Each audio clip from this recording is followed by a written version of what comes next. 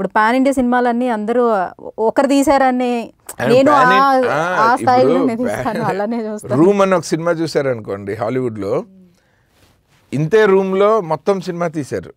Climax ఒక్క షాటే ఈ room ఎక్కడుందని geography establish చేశారు. ఆ ఇల్లుని ఎక్స్టీరియర్లో చూపించింది ఓన్లీ క్లైమాక్స్లో. మొత్తం 1.5 hour ఫిల్మ్ ఈ రూమ్లో ఒక విలను, ఆ విలన్ కిడ్నాప్ చేసిన హీరోయిన్, ఆ హీరోయిన్కి ఆ విలన్ వల్ల పుట్టిన కూతురు, 5 సంవత్సరాల ఆ అమ్మాయిని కిడ్నాప్ చేసిన కథ రూము. ఆ హీరోయిన్కి బెస్ట్ యాక్ట్రెస్ ఆస్కార్ అవార్డు వచ్చింది, వరల్డ్ వైడ్ రిలీజ్ అయింది. ఇది pan international film.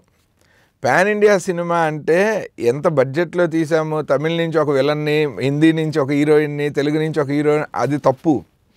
Pan India film అంటే మన అనుష్క, మన ప్రభాస్, మన రమ్యకృష్ణ అందరూ మన ఆర్టిస్టులతోనే వరల్డ్ వైడ్ అందరూ చూడగలిగేటట్టు తీయటం. దాంతో పోల్చుకుని ఇంకా ప్రతివాడు నాకు విజయ్ సేతుపతి కావాలి, నాకు సూర్య కావాలి, నాకు కార్తీక్ కావాలి, నాకు మమ్ముట్టి కావాలి, మోహన్ లాల్ కావాలంటే అది పాన్ ఇండియా సినిమా అవ్వదు. అది ఒక atrocious act of film making అవుతుంది. మన కంటెంట్ని వరల్డ్ వైడ్ తీసుకెళ్ళటం అన్నదే కదా పాన్ ఇండియా అన్న, పాన్ అమెరికన్ అన్న, పాన్ వరల్డ్ అన్న, ఏదైనా ఆ కంటెంట్ మీద ఫోకస్ లేదు, కాస్టింగ్ మీద ఎక్కువ ఉంది. సో దట్ బడ్జెట్ పిచ్ చేయటం మీద ఉంది.